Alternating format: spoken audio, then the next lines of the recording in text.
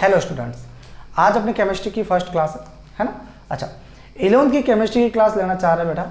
अच्छा, अपन क्या करेंगे, केमिस्ट्री को सबसे पहले अपने सिलेबस में कौन कौन से चैप्टर है उन सिलेबस को अपन क्या कर लेते हैं, पहले डिवाइड कर लेते हैं, है ना। सिलेबस डिवाइड होने के बाद एक बढ़िया सा चैप्टर को चूज कर लेते हैं, उस चैप्टर को फिर आगे से अपन बढ़ते रहेंगे, ठीक है ना। अच्छा, 11th की केमिस्ट्री के बारे में बात करें, 11th की केमिस्ट्री, तो सर केमिस्ट्री जो है अपने वो 3 पार्ट के अंदर डिवाइडेबल है ना। कौन कौन सी होगी बालक? एक तो होगा फिजिकल का, बोले तो फिजिकल केमिस्ट्री, दूसरी हो जाएगी अपने लिए inorganic chemistry,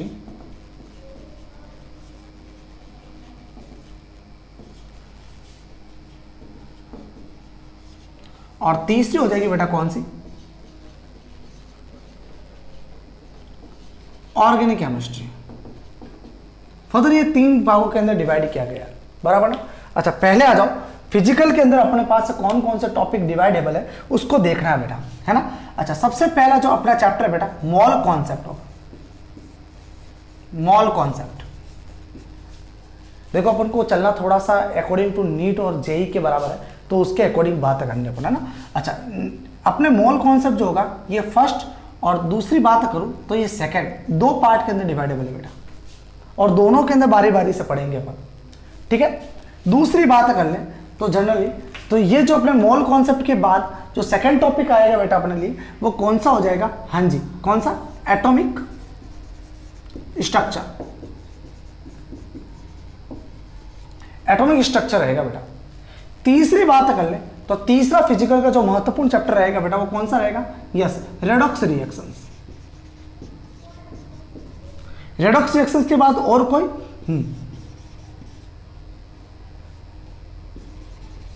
gases state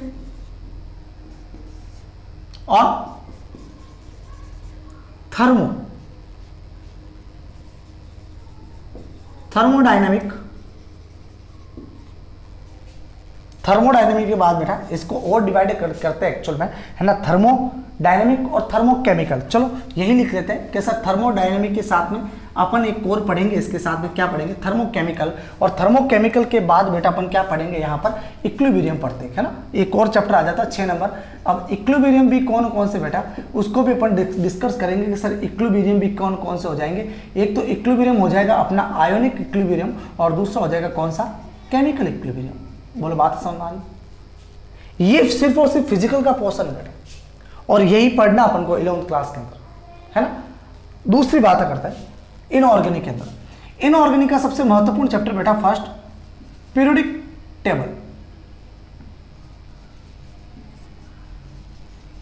periodic table सबसे पहला चैप्टर, पीरियोडिक टेबल। दूसरा कौन सा आ जाएगा बेटा? S block element. तीसरा एस ब्लॉक एलिमेंट के बाद P block element. P block elements के देन आफ्टर और को होता है केमिकल बॉन्डिंग। केमिकल बॉन्डिंग के बाद अपन पढ़ेंगे एक और बेटा हाइड्रोजन। ये चैप्टर पढ़ने अपन को यहां पर। यही बात ऑर्गेनिक के अंदर बात करें बेटा, तो सबसे इंपॉर्टेंट एक ही महत्वपूर्ण चैप्टर है जीओसी।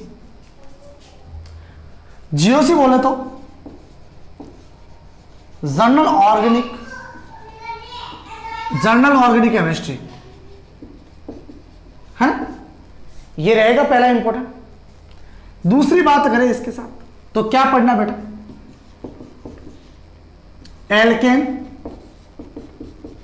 Alkene, alkyne.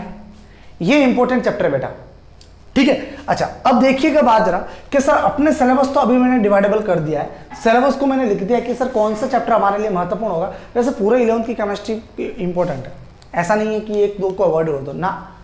आ जाओ, सबसे पहले अपन जो डिस्कस करेंगे 3 पार्ट में डिवाइडेबल है, उससे सबसे पहले उठा लेंगे बेटा इनऑर्गेनिक। इनऑर्गेनिक का अपना पहला चैप्टर स्टार्ट होगा आज, उसको हम पहले ले लेंगे बेटा कौन सा? पीरियोडिक टेबल को उठा लेंगे आज, है ना। अच्छा, अब देखिएगा जरा सर यहां पर अगर बात करें तो पीरियोडिक टेबल और केमिकल बॉन्डिंग, ये दोनों के दोनों जो चैप्टर होते हैं बेटा, ये हमारे लिए कैसे हैं? हाँ, वेरी गुड। कैसे चैप्टर है? एकदम कॉन्सेप्चुअल चैप्टर है, लॉजिकल चैप्टर बोल सकते हो बेटा, ठीक है ना।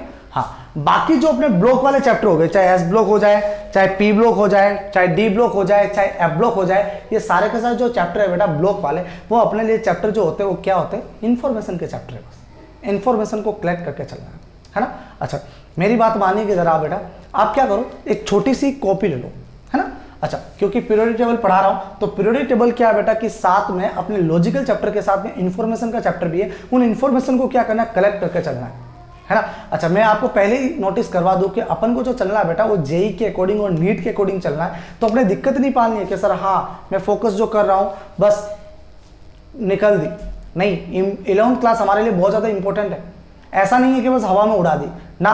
अगर 11th का बेस आपका बहुत अच्छा रहेगा तो नो डाउट बेटा आप क्या करोगे बेटा, आगे जाकर आप बिल्कुल टेक्निकल फील्ड या मेडिकल फील्ड को चूज करना चाहोगे। ऐसा नहीं है कि फिर चल के थोड़ा बहुत चल के चलो छोड़ दो, है ना। चलो, तो सर पीरियोडिक टेबल पढ़ने जा रहे हैं तो इनऑर्गेनिक अपन पहला चैप्टर स्टार्ट करें। करना क्या आपको, बिल्कुल एक छोटी सी कॉपी डाल दो, छोटी सी बिल्कुल, जिसमें आपको करना क्या है कि जो मैं आपको इन्फॉर्मेशन बताऊँ आपको सिर्फ क्या करना है, लिख देना है। लिख दिया उस छोटी सी कॉपी के अंदर, और आप डेली के डेली उसे पढ़ लो। बस कोई रट्टा मारने की जरूरत, कुछ नहीं मारने की जरूरत, बस पढ़ लिया, डेली रख दी, पढ़ ली रख दी, पढ़ ली रख दी, इसके अलावा कुछ करना ही नहीं। किसी के मन में सोच रहा होगा, कोई सोच रहे होंगे सर इससे हमें क्या फायदा मिलेगा, ऐसा करने से कोई तो मतलब ही नहीं। भाई मतलब है, याद करो आप, है ना, आपने जो भी मोबाइल की सिम वगैरह लिया, आपके जो कॉन्टैक्ट मोबाइल, पहले जो जमाना था भाई, है ना, जिसके फैमिली के सारे नंबर याद रख लेते थे। आज का टाइम क्या है, किसी का नंबर याद है नहीं, अब नंबर याद नहीं, है ना। अच्छा, हो भी जाए तो क्या अपने नंबर याद है, दूसरों के नंबर याद है क्या? हाँ, अजीज मित्रों के हो सकते हैं, बहुत संबंधियों के हो सकते हैं, है ना, प्रियवर के हो सकते हैं, हाँ उनके जो भी है ना, प्रियवर आपके, उनके नंबर आपको क्या हो सकते हैं बेटा, याद हो सकते हैं, बराबर ना। अच्छा, अब क्या आपको नंबर जैसे ही आपने सिम ली और वो तुरंत याद हो गई क्या? नहीं ना, वो तुरंत याद ही नहीं होगा, उसमें आपको समय लगा थोड़ा, है ना। आपने क्या किया, जो नंबर आपने लिए आपने ऐसे तो याद करना शुरू नहीं किया ना कि हाँ भाई ये इतने नंबर, या तो क्या करते हो दो डिजिट्स को साथ लेते हो, या फिर टेक्निकल तरीके से आप 5 डिजिट्स को साथ लेते हो या 3 डिजिट्स में साथ लेते हो, लेकिन अपना एक तरीका ढूंढ लेते हो उन नंबर्स को याद करने का, है ना। लगाए अपने साइंटिफिक थ्योरी लगाए, फ्राक्शन से नंबर याद किए, भाई 20 मिनट तो याद हो, 20 मिनट में तो याद होंगे नहीं, 1-2 बार और देखा, हाँ भाई हो रहा है, अब नंबर हो रहा है, अब नंबर, हाँ ये याद हो गया, बराबर। तो ऐसे ही अपन को सारे नंबर याद हुए, तो करना यही है ना। आप जो छोटी सी कॉपी लेते हो ना, वो एक्चुअल में मैं मेरी लैंग्वेज में बोलूँ तो अपने क्या बना दी भाई, एक फ्लैश बुक बना दी, है ना। ये काफ़ी लॉन्ग टाइम से मेरे माइंड में चल रहा था तरीका कि सर बच्चे को इन्फॉर्मेशन को याद कैसे करवा जाए, क्योंकि इनऑर्गेनिक जो सिलेबस जो होता है कंप्लीटली इन्फॉर्मेशन का बेटा, है ना, इन्फॉर्मेशन है, वो याद रखना पड़ता है अपन को। अब याद रट्टा मारने बैठ नहीं सकते, अब नहीं रट्टा नहीं मारेंगे तो करेंगे क्या, करना यही है, पढ़ लो छोड़ दो, पढ़ लो छोड़ दो, स्ट्रेस लगा के माइंड लगा के उसे याद करने बैठना नहीं है। बस जब फ्लैश बुक को अगर पढ़ना स्टार्ट कर लेंगे तो अपने धीरे धीरे क्या रहेगी, वो चीज़ें रिकॉल होना स्टार्ट हो जाए, बराबर बेटा, कोई समस्या नहीं है इसमें, बिल्कुल हो जाएगा। अब आप सोच रहे हो कि सर आपने इतने सालों से सोच रहे हो, तो बिल्कुल मैं आप ही के ऊपर ये ट्राई कर रहा हूँ, है ना। हंसना नहीं है इस बात पे कि सर पहली बार हमारे ऊपर ट्राई कर रहा है, जिंदगी का पहला ऑपरेशन थोड़ी है जो आप इतना दिमाग नहीं लगाना है ना। डोंट वरी, बिल्कुल ये सक्सेसफुली होगा, ठीक है ना। आप फ्लैश बुक बनाओ बढ़िया, जितनी भी इंफॉर्मेशन देता हूँ सारी के सारी इंफॉर्मेशन को आप अपनी फ्लैश बुक के अंदर इकट्ठा करके रखो, है ना। मैं एक पीरियोडिक टेबल के बारे में इंफॉर्मेशन दूंगा, एस ब्लॉक के बारे में इंफॉर्मेशन होगी, पी ब्लॉक के बारे में इंफॉर्मेशन होगी, और थोड़ी बहुत इंफॉर्मेशन केमिकल बॉन्डिंग और बाकी हाइड्रोजन से रिलेटेड अपनी क्या होगी, इंफॉर्मेशन होगी। कुल मिला के बात करें तो आप एक छोटी सी जो आप कॉपी बनाओगे, उस कॉपी के अंदर कंप्लीटली अपने क्या आ जाएगी, इनऑर्गेनिक केमिस्ट्री आ जाएगी। बस इंफॉर्मेशन और वही से क्वेश्चन पढ़ते हैं अपने, कोई दिक्कत नहीं, है ना। हाँ, अब बात सुनना, मैं और क्या कह रहा हूँ बेटा, अगर आपको कोई टॉपिक समझ में ना आए, सपोज क्या सर मैं जो पढ़ा रहा हूँ आपको फिसल गया माइंड से, है ना, कुछ ऐसे भी टॉपिक्स होंगे जो मैं आपको बस फास्ट से निकाल दूंगा, है ना, जो आपके काम की नहीं होगी लेकिन बताना जरूरी रहेगा, है ना। कल आप ये ना कहो कि सर ये टॉपिक आपने छोड़ा दे, छोड़ाएंगे नहीं, कुछ भी नहीं छोड़ाएंगे, सब कुछ पढ़ाया जाएगा। तो आप बेफिक्र रहिए, अगर कोई टॉपिक आपको समझ में ना आए तो आपको तुरंत प्रभाव से, है ना, मुझे कॉल कर दीजिएगा, मेरे व्हाट्सअप, अगर कॉल अटेंड ना करो तो व्हाट्सअप मैसेज डाल देना कि सर ये टॉपिक हमें समझ में नहीं आया है, बिल्कुल बताया जाएगा। बात नंबर 2, क्या बात कह रहे हैं बेटा, आपको एक फ्लैश बुक डालनी है तो डालनी है जिसमें आपको इंफॉर्मेशन को कलेक्ट करना है। बात नंबर 3, मैं सारे नोट्स आपको पीडीएफ में तभी दूंगा बेटा जब मैं यहाँ पर बोर्ड पर नहीं लिखवाऊंगा। अगर मैं बोर्ड पे लिखवाता हूँ तो आपको करना क्या है, वीडियो को पॉज करना है। पॉज करने के बाद आपको कंटिन्यूसली क्या करना है, उसको हमें बिल्कुल बाकायदा उस नोट्स को मुझे भेजना आप व्हाट्सअप के ऊपर कि हाँ बच्चे पढ़ रहे हैं, ठीक है ना। वीडियो को पॉज करते करते लिखना है आपको। और बात नंबर 4 बेटा कि जितने में आपको होमवर्क दे दूँ, चाहे 1 क्वेश्चन दूँ चाहे 2 क्वेश्चन दूँ, चाहे ऑब्जेक्टिव 2 दूँ चाहे 4 दूँ, है ना, आपको तुरंत प्रभाव से उनको करना है बेटा। अब इस पर कोई दो राय नहीं होनी चाहिए, किसी प्रकार की प्रॉब्लम नहीं होनी चाहिए, किंतु परंतु नहीं होना चाहिए, है ना। अगर समझ में नहीं आता है तो एक बार नहीं 10 बार पूछो कि हम बताएंगे, है ना। अगर ज़्यादा क्रिटिकल प्रॉब्लम रही तो मैं उसका एक बिल्कुल इंडिविजुअली वीडियो बनाकर अपलोड कर दूंगा, आपको किसी प्रकार की प्रॉब्लम नहीं होगी, ठीक है बेटा। तो ये देख लिया आप लोगों ने, आपका ये सिलेबस ऐसे डिवाइड है। हाँ, मैंने ऑर्गेनिक को थोड़ा सा और कंप्रेस कर दिया है, कोई दिक्कत नहीं बेटा, अपना ये सिलेबस इतना सफिशिएंट है। मैं आपका नीट का बेस और IIT JEE का बेस है वो बनाकर छोड़ दूंगा, है ना, ताकि आपको किसी प्रकार की प्रॉब्लम नहीं होने वाली, ठीक है ना। स्टार्ट करें बिना वक्त गंवाए। सिलेबस तो आपने देख लिया होगा कि हाँ सर कौन कौन सा सिलेबस है ना। नहीं लिखा हो तो जल्दी से लिख दो, हो गया ना। और क्या बात करते हैं अपन, अब बात करनी है बेटा अपन को किसके बारे में, इनऑर्गेनिक केमिस्ट्री में पीरियोडिक टेबल के लिए। तो हेडिंग लगा दीजिए बेटा, इनऑर्गेनिक केमिस्ट्री में पहला चैप्टर है पीरियोडिक टेबल। अच्छा, ये पीरियोडिक टेबल जो है बेटा ये आपने काफी हद तक पढ़ रखे हो। अब देखो मैं यहाँ पर आपको हिस्ट्री बताने नहीं बैठूंगा क्योंकि 10th क्लास में अभी अभी आप लोगों ने पढ़ के आए हो, हिस्ट्री पढ़ के आए ना। अच्छा, लिखवाऊंगा नहीं बट मैं आपको इसकी साथ PDF दे दूंगा, है ना, ताकि आप लोग खुद नोट कर लेना, बाकी समझा देते हैं। आज अपना टॉपिक जो रहेगा वो कंप्लीटली हिस्ट्री के बारे में रहेगा कि पीरियोडिक क्लासिफिकेशन किस प्रकार हुआ था। तो आप हेडिंग लगाइएगा बालक, हेडिंग होगी अपनी पीरियोडिक टेबल।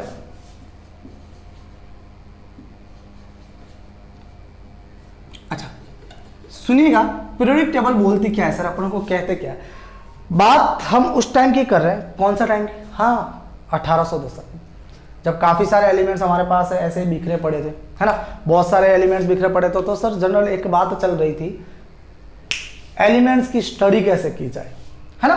भाई मान लो कि ऐसे जनरल बात होती गई, मैंने किसी एक बच्चे को बोल दिया कि भाई हाँ जिंक की इंफॉर्मेशन कलेक्ट करनी है, तो आप क्या करोगे, लेबोरेटरी के अंदर जाओगे, बहुत बड़ी होगी अपने पुस्तकालय लाइब्रेरी के अंदर, वहां से एक जिंक की किताब निकाल के लाओगे, बुक्स निकाल के लाओगे, फिर बोलोगे हाँ बताओ जिंक के बारे में क्या बताना है। अच्छा, पेज नंबर पर इतने पर जिंक के बारे में ये लिखा हो। भाई कितनी पढ़ोगे आप, एक एक एलिमेंट के बारे में कितना पढ़ पाओगे ऐसे, क्या याद रखना आसान होगा, नहीं याद रखना वो आसान नहीं होगा, ऐसा पॉसिबिलिटी नहीं है कि आप लोग याद रख पाओ बेटा, है ना। तो याद नहीं रख पाए तो इसके लिए हुआ क्या था कि सर अपन क्या करें, एलिमेंट्स को क्लासिफाइड कर दे, और एलिमेंट को क्लासिफाइड इस तरीके से करें कि जनरल हमें कोई इसी प्रकार की प्रॉब्लम ना हो, और उसे रिकॉल करने में हमें क्या रहे बेटा, इजी रहे, याद करना आसान रहे। ऐसे हमें क्या करना है, पीरियोडिक टेबल मतलब एलिमेंट्स को क्लासिफाइड करके चलना है। जब एलिमेंट का क्लासिफाइड तरीके से हो जाएगा तो जनरली क्या होगा बेटा, अपने लिए वो आसान हो जाएगा पढ़ना, है ना। अच्छा लिखिए जरा, अच्छा लिखना तो PDF भेज दूंगा। अच्छा, आप पहले जो क्लासिफिकेशन हिस्ट्री की बात करते हैं अपन कि सर हिस्ट्री क्या रहेगी इसमें, सुनिएगा हिस्ट्री। अब हिस्ट्री कौन सी, सही बात है, आप लोग SST के अंदर हिस्ट्री पढ़े हो सर, वहां पर भी हिस्ट्री यहाँ पर भी हिस्ट्री, समझ में नहीं आ रहा है। साइंस ली इसीलिए थी कि हिस्ट्री को छोड़, हाँ हिस्ट्री छूट जाए, अच्छा सब्जेक्ट है साइंस ले लिए, अब SST में हिस्ट्री, अरे कोई दिक्कत नहीं, छोटी मोटी हिस्ट्री है। ये बताया जा रहा है सर कहानी क्या थी, कहाँ से स्टार्ट हुआ था, बेस तो बनाना पड़ेगा ना भाई। जिन लोगों ने पहले मेहनत की उनको तो पढ़ना ही पड़ेगा, कौन बंदा था, उसने क्या किया था, क्या नहीं किया था, बराबर ना। अच्छा सुनिएगा, सबसे पहला जो बंदा आया था हिस्ट्री के अंदर क्लासिफिकेशन, एलिमेंट्स का जो क्लासिफिकेशन किया था बेटा, वो किसने किया था, लवॉइजर ने किया था, है ना। तो लवॉइजर क्लासिफिकेशन, अच्छा लवॉइजर क्लासिफिकेशन क्या कहता बेटा, ये बहुत अच्छा बंदा था। जिस समय नॉन एलिमेंट्स जितने भी नॉन एलिमेंट्स थे बेटा, उनको इसने क्या कर दिया, दो भाग के अंदर डिवाइड कर दिया। कितने, कौन कौन से, एक तो डिवाइड कर दिया मेटल, और दूसरा किस में डाल दिया बेटा, नॉन मेटल। मेटल और नॉन मेटल को क्या कर दिया इसने, बारी बारी से डिवाइड करना स्टार्ट कर दिया।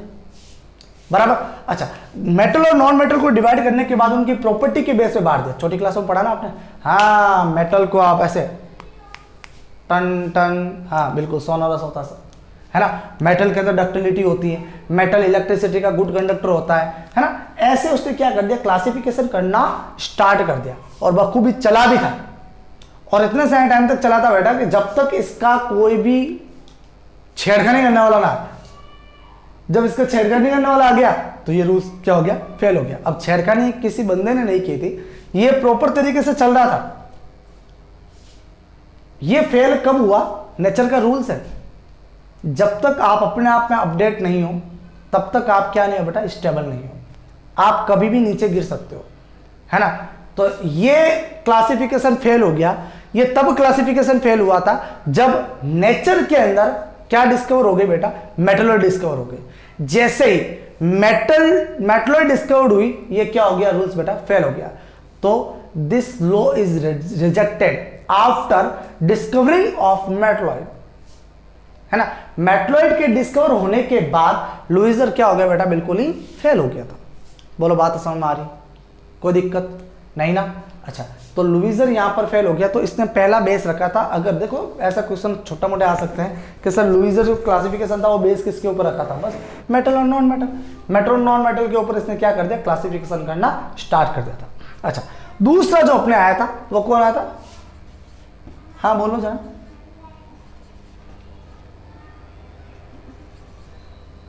डोमिनोइनर्स ट्रेड, हाँ डोमिनोइनर ट्रेड्स, है ना। डोमिनोइनर ट्रेड्स क्या बोलते हैं बेटा, अब देखो ये भी आप लोग पढ़ के आए हो, है ना। 10th क्लास में आप लोगों ने पढ़ा होगा डोमिनोइनर ट्रेड्स कहता क्या है। डोमिनोइनर, अब डोमिनोइनर ने जो बात कही इज अ परफेक्ट, बहुत शानदार कहा था इसने भी। क्या बात बोली थी इसने कहा था कि सर आप क्या करो, एलिमेंट को इस प्रकार अरेंजमेंट करो। कैसे अरेंजमेंट करना है कि सर मैंने एक लिथियम रख दिया, दूसरा मैंने सोडियम रख दिया और तीसरा मैंने पोटेशियम रख दिया। इसका मैं एटॉमिक मास जो मानूं बेटा वो कितना होता है, 7 होता है। इसका कितना होता है, 39 होता है। और इसका जो एटॉमिक मास होता है वो कितना होता है, 23 होता है। तो सर उसने क्या किया कि 7 + 39 को प्लस कर दिया और दोनों का एवरेज निकाल दिया। तो कितना आया बेटा, 23 आया। बोलो बात समझ में आ रही है। तो सर इसका जो एवरेज मतलब पहले का टर्मिनल दोनों एलिमेंट का जो एटॉमिक मासेस का जो अप्रोक्सीमेट जो एवरेज आता है बेटा वो क्या होता है, मिडिल एलिमेंट के अप्रोक्सीमेट एटॉमिक मास के इक्वल आता है। देखो आया कि नहीं आया, अब यहां तो बराबर आ गया, लेकिन कुछ ऐसे भी थे जिसमें क्या था बेटा, अप्रोक्सीमेट आता था, है ना। तो अप्रोक्सीमेट ऑफ डोमिनोइनर की है हमारे पास के साथ ट्रेड क्या है सारणी, है ना। ट्रेड टेबल कौन सी है, ट्रेड टेबल को भी देख लोगे आप, कोई दिक्कत नहीं है। ये इतना हार्ड एंड फास्ट वाला नहीं है कि सर इसका क्या होने वाला। तो जनरल बात करें तो सर इसके ज्यादा ट्रेड चलने वाले नहीं थे, क्योंकि इसने बस ट्रेड बना दिए कि जैसे ही अपने पास लोइजर फेल हुआ तो लोइजर के फेल होने के बाद डोमिनोइनर आया और इसने क्या कर दिया, 3-3, मतलब ट्रेड का मतलब यही होता है द ग्रुप ऑफ 3। 3-3 के ग्रुप के अंदर क्या करना लग गया, एलिमेंट को रखना स्टार्ट कर दिया। जब 3-3 के ग्रुप के अंदर एलिमेंट को रखना स्टार्ट कर दिया तो सर यहाँ पर टर्मिनल एलिमेंट के जो एटॉमिक मासेस जो थे वो एक मिडिल एलिमेंट के एवरेज के इक्वल आ रहा था बेटा, है ना। लेकिन ये ज्यादा नहीं चलने का रीजन है क्योंकि इसने ज्यादा ट्रेड दिए ही नहीं थे। कितने ट्रेड दे पाए, सिर्फ बिल्कुल 3 ट्रेड दे पाया था। उसके बाद इसके ट्रेड जितने भी थे सारे के सारे अब जितने भी वो सारे के सारे फेल हो गए। लेकिन किताब के अंदर अपने बुक्स के अंदर 3 ही पढ़ते हैं, है ना। वो 3 इसलिए पढ़ते हैं क्योंकि अब तक जो इसने बताया था वो वहां तक सटीक बैठे, इसलिए ठीक है बेटा। तो अब तक इसने 3, अब ये भी मान लेते हैं कि सर अब तक जो इसने है वो 3 ट्रेड दिए थे, 3 ट्रेड दिए थे और उसके बेस पे ये अपना काम किया था, बराबर ना, कोई दिक्कत नहीं अब तक यहाँ पर। चलो अब बात करते हैं कि इसके बाद कौन आया। अच्छा, इसके बाद तो और अच्छा बंदा था, है ना, बिल्कुल एक संगीत प्रेमी था, बिल्कुल संगीत प्रेमी, है ना। संगीत प्रेमी कैसे बेटा, देखो जरा,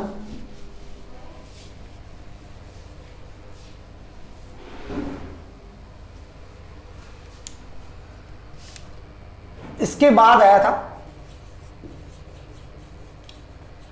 न्यूलैंड, ऑक्टेट रूल। न्यूलैंड आया, सुना होगा तुम लोगों ने। क्या न्यूलैंड की क्या बात होती है, अब देखो न्यूलैंड अपने भारत तो था नहीं, अपने भारत के अंदर तो जो म्यूजिक नोट चलते वो क्या चलता है, सा रे गा मा पा दा नी सा, है ना।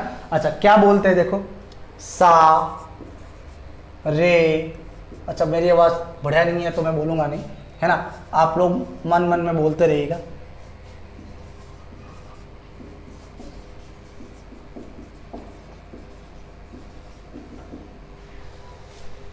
अब देखिएगा सर, यहां से अगर अपन बात करें तो यहां पर संगीत की जो अपने म्यूजिक के नोट जो है बेटा 7 है, 1 2 3 4 5 6 7 आ रहा है ना। अच्छा सर ये कैसे हो गया, न्यूलैंड तो है, उसके भी संगीत है, जो म्यूजिक नोट है वो 7 थे क्या वहां पर? बिल्कुल बेटा, एक कहावत है ना, हाँ बिल्कुल, म्यूजिक की किसी प्रकार की बाउंड्री नहीं है ना, वो देश विदेश में जो होती है वो एक ही कला पे काम करता बेटा, है ना। चलो तो सर यहाँ पर देखा जाए तो ये फर्स्ट एलिमेंट है और ये वाला एलिमेंट है बेटा, कौन सा एलिमेंट है? 8 नंबर एलिमेंट है। तो पहले वाले एलिमेंट और 8 नंबर एलिमेंट की जो जितनी प्रॉपर्टी होती है बेटा वो क्या करती है? रिजेंबल करती है, मतलब इसकी प्रॉपर्टी और इसकी प्रॉपर्टी क्या रहेगी बेटा? सेम रहेगी। बोलो बात समझ मारी। तो इसी के तहत अगर बात करना चाहे तो क्या कहेंगे कि सर कहाँ से स्टार्ट हुआ? ली, ना, की। अच्छा ये गड़बड़ हो गया ना, अच्छा चलो ठीक है। हाँ, lithium, beryllium, boron, carbon, nitrogen, oxygen, fluorine. Fluorine के बाद नियोन आना चाहिए, लेकिन उस समय क्या नहीं थी, हाँ इनर्ट गैस बेटा डिस्कवर नहीं थी, तो इसके बाद कौन आ जाए? नियोन तो गायब हो गया। हाँ क्या है वो? इनर्ट गैस है, इनर्ट गैस के हिसाब से वो गायब हो गया। तो आगे कौन आएगा? सोडियम, मैग्नीशियम, एल्यूमिनियम, एल्यूमिनियम के बाद सिलिकॉन, फॉस्फोरस, सल्फर, सल्फर के बाद क्लोरीन। अब क्लोरीन के बाद आर्गन आना चाहिए, लेकिन आर्गन वापस क्या हो गया? इनर्ट गैस हो गई। तो इनर्ट गैस हो गई तो वो नहीं आएगा वापस, तो कौन आ जाएगा? पोटेशियम, और इसके बाद कैल्शियम। अच्छा कैल्शियम के बाद ऑक्टेट रूल तो जा बेटा वो क्या हो गया? खत्म हो गया। ऐसा क्यों? देखिए आप लोगों ने, अब देखो स्कैंडियम के बाद, कैल्शियम के बाद कौन आता है? स्कैंडियम आ गया, टाइटेनियम आ गया। अगर इन दोनों को देखा जाए तो दोनों के दोनों हमारे पास क्या बेटा? हाँ वेरी गुड, कौन से? डी ब्लॉक एलिमेंट्स है ना। अच्छा ये दोनों के दोनों डी ब्लॉक एलिमेंट्स है, और डी ब्लॉक एलिमेंट जो होते हैं वो पी ब्लॉक और एस ब्लॉक के बीच में लाइन करते हैं। देखोगे ना बीच में छोटी सी एक टेबल होती है ना। तो सर ये डी ब्लॉक एलिमेंट एस और पी के बीच में लाइन करते बेटा, तो ये जनरली जो रहेंगे ये हमारे पास इसके आगे ऑक्टेट रूल के अकॉर्डिंग काम करेंगे। कर पाएंगे क्या? अरे बाबा कहाँ करेंगे? इसके नीचे देखो ये तो हमारे पास कौन है? ये पी ब्लॉक एलिमेंट है। ये कौन आ गया? D block element. तो जनरल बताओ, ये हमारे पास पहला, ये 8वां है, ये इसका पहला, और ये वापस 8वां हो जाता है एलिमेंट के हिसाब से। तो जनरली क्या वापस रिजेंबल करेगा क्या? सिमिलरिटी शो करेगा क्या? नहीं कर पाएगा ना। तो सर यहां तक स्कैंडियम तक तो ये सही जाता, उसके बाद ये क्या हो गया? फेल हो गया। एक दो और कमी है इसकी। जनरल क्या क्या? हाँ इसने निकल और कोबाल्ट को क्या रख दिया था? साथ रख दिया था, एक ही ग्रुप के अंदर एक ही जगह पर रख दिया था, जबकि दोनों की जो प्रॉपर्टी थी बेटा वो क्या थी? हमारे पास डिफरेंट टाइप की थी। क्लियर हो रही बात है ना। तो ये इस प्रकार कौन था? न्यूलैंड आया था, है ना। अच्छा न्यूलैंड के बाद एक और आया था हमारे पास, है ना। कौन? न्यूलैंड के बाद साइंटिस्ट जो आप लोगों ने पढ़ा नहीं है 10th क्लास के अंदर, आप समझने की कोशिश करना जरा कि सर कहा क्या जा रहा है ना। बहुत ही शानदार तरीके से बताया था इसने, और एकदम फैक्ट गया था। क्या बात कही थी कि सर इसने एक ग्राफ बना लिया, और ग्राफ जो बनाया था जनरली यहां पर तो रखा था इसके क्या बेटा? एटॉमिक मास रखा था, और इधर जो रख दिया था वो क्या रख दिया था? एटॉमिक वॉल्यूम रखा था, है ना। ग्राफ जो बनाया था, और इसका बड़ा भयंकर सा ग्राफ आया था ना, सोच भी नहीं सकते आप लोग, है ना। लेकिन मैं ग्राफ बनाने की कोशिश कर रहा हूं। हाँ कुछ इस प्रकार ग्राफ आया था। हाँ एग्जैक्ट तो नहीं कह सकते, लेकिन थोड़ा कोशिश कर रहे, इस प्रकार ग्राफ आया था, बराबर। अच्छा ऐसा ग्राफ बना है। अब देखिएगा जरा कि सर मैं अगर एटॉमिक वॉल्यूम की बात करूं तो वॉल्यूम एटॉम कैसा होता है? स्फेरिकल होता है, और स्फेरिकल का जो वॉल्यूम होता है कितना होता है? 4/3πr³। यही होता है बेटा एक्चुअल में अपने पास। तो सर अपने पास इसका देखो वॉल्यूम ये आ रहा है, और अब क्या आपने एटम देखा है क्या? कितना है? हाँ अलग अलग एटम का अलग अलग वॉल्यूम कितना है? पॉसिबिलिटी है क्या? नहीं, कोई पॉसिबिलिटी नहीं है ना। नहीं, किसी प्रकार की पॉसिबिलिटी नहीं है कि आप इतना याद रख पाओ। हाँ एटॉमिक मास तो ठीक है, फिर इन दोनों को डिवाइड करना, इतना करना, ये कौन याद रखे भला यार, है। अब देखिएगा जरा एक और इसमें और कंक्लूजन बता दूं कि सर इतना याद नहीं रख पाओ तो जैसे बताया वैसे कर लो, जो करना स्टार्ट करो लो। सर मैं कह दूं कि ए एलिमेंट यहां पर है, बी यहां पर है, सी यहां पर है, डी यहां पर है, मान लिया हम लोगों ने, बराबर। अच्छा आगे कह दूं कि सर यहां पर ई आ गया, यहां पर एफ आ गया, क्या बोलोगे? हाँ descending order of curve sir, ascending order of curve, descending order of curve. अच्छा अब यही मान लो कि एच आ गया, अब क्या बोलोगे? डिसेंडिंग।